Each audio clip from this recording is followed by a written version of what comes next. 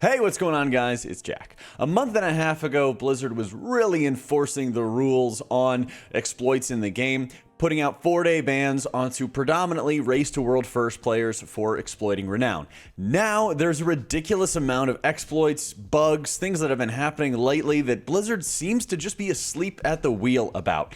These 4-day bans happened a month and a half ago, predominantly targeting absolute criminals like Crystallize and other raiders in Method, Echo, even a couple in Liquid as well, catching some families in the crossfire due to how the war bans were going to be working, issuing suspensions that basically didn't decide the Race to World First, but inconvenienced a lot of these high-end raiders throughout the process. There was a very big enforcement of these rules. Part of the reason for it was people abusing Renown in the past, some issues but like the seed exploit, for example, in Amirdrasil, where people would say, hey, exploit early, exploit often. And now they tried to set the tone for the Race to World First and the future, but now there's new exploits all over the place and nothing really seems to have been done about it.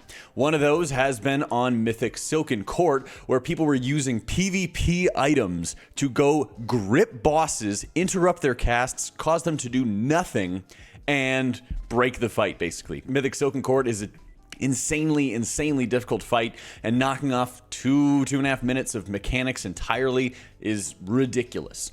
This happened 9 days ago. No action has been taken whatsoever to actually deal with the fight. They just nerfed the overall encounter a little bit after this, and then made sure there were some hotfixes coming into it.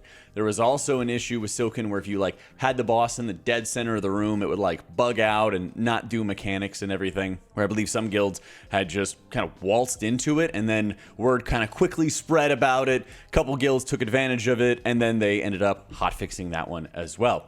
There's also a new exploit when it comes to 1105 with Rogue, where you're seeing rogues speccing into Trickster, building up stacks of escalating blades, firing coup de grace into any random critter, changing spec back into Fatebound, and every finisher you cast is now worth 5 combo points. We're seeing some of the top damage logs on something like Nexus Princess as an example, and we're seeing the top damage be 700,000 damage ahead of the next person.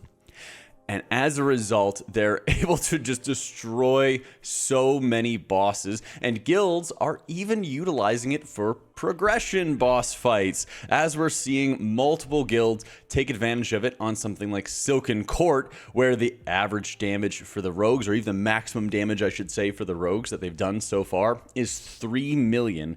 The next closest damage spec is doing 2 million.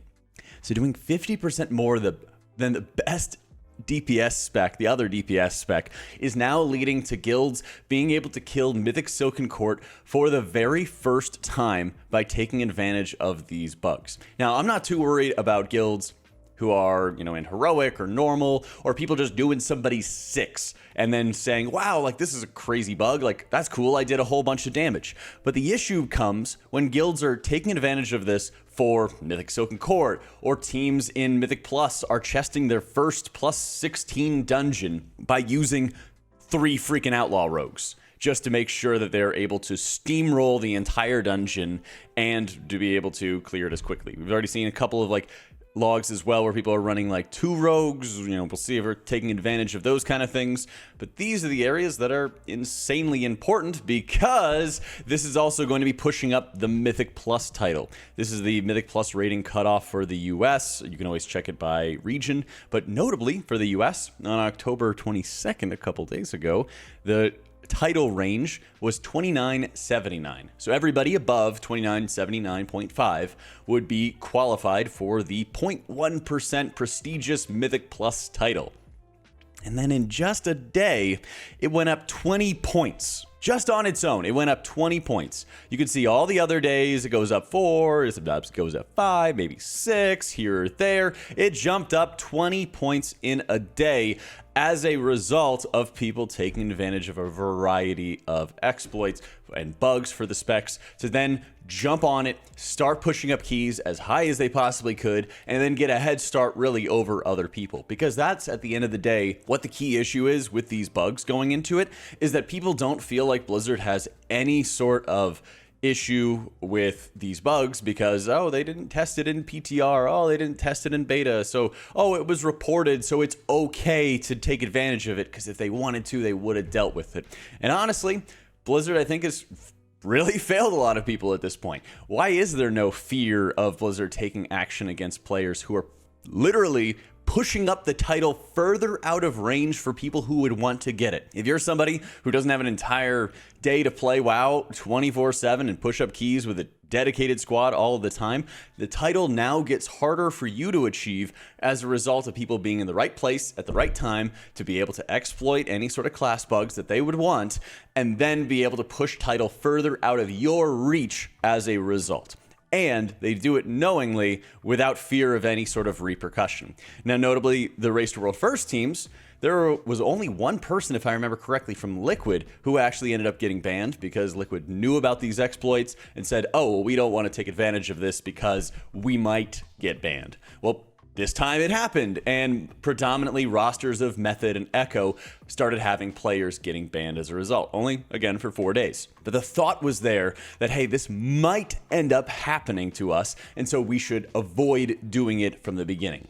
And right now, you just don't have that fear or that mindset for players outside of the Race to World First that they should be worried about taking advantage of these things. They should be worried about exploiting any of these things. It comes around in that there is no sort of mindset that we should watch out for these things, we should be aware of these things, and we should make sure we're not taking advantage of it in order to push up ranks or in order to start pushing up some of our progression. There's a number of different bugs. I think there was some shaman stuff happening as well. I didn't get time to check that out as well. But there is a lot of these things that are happening on these patch days as a result of this like crazy fast cadence that's going on at the moment. And not only are people saying, oh, okay, like this sucks that Blizzard's bugging these things out, but they're also saying, how can I actually get ahead of other people? How can I take advantage of it in order to further myself? Because I don't think Blizzard's going to actually end up doing anything about it. I have no idea why somebody would use a PvP item. There's the crystallized man thing again. I have no idea why somebody would take advantage of a PvP item to bug out the second to last boss of the raid and then think that nothing would end up happening to them. But that's actually what happened. So much so that they say, hey, we addressed the bug within 48 hours, and then nothing happened to the guilds that ended up killing the boss. And then a short time later, they just start nerfing the encounter. Because that's literally the only solution for them, is to say, I mean, if they're not actually going to action players as a result of this, is they just start nerfing the encounter. And so my guild kills Silken Court legitimately. Another guild kills it because they bugged out the fight by standing it in the middle of the room so it did no mechanics. Another guild used PvP items to cause the boss to do no mechanics, and another guild did some of the mechanics, and they just had a rogue who was doing 50% more damage than everybody else, so they had a tremendously easier time killing off the fight. How do you think my guild is going to feel? How do you think other people are going to feel about their achievements in a game where literally cheating is just encouraged at this point? It is just allowed, it is just known about, and people are sort of jumping about it, sharing that information and saying, oh, well, nothing's probably going to happen because Blizzard is asleep at the wheel.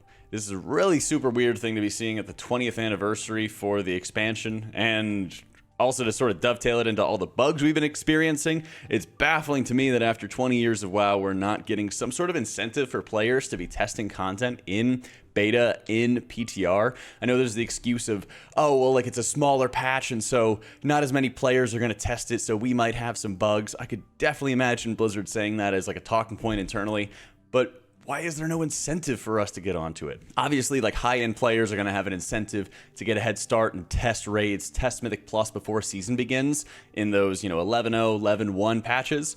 But why aren't we doing anything in these 0.5 patches, especially when there's class reworks happening and multiple rounds of abilities are getting bugged in the process? This guy, Forever Guy, is part of the Rogue Discord, and then he starts listing every single bug that's going on with the spec, the impact of it, what's happening, what's going wrong. It's ridiculous on this end.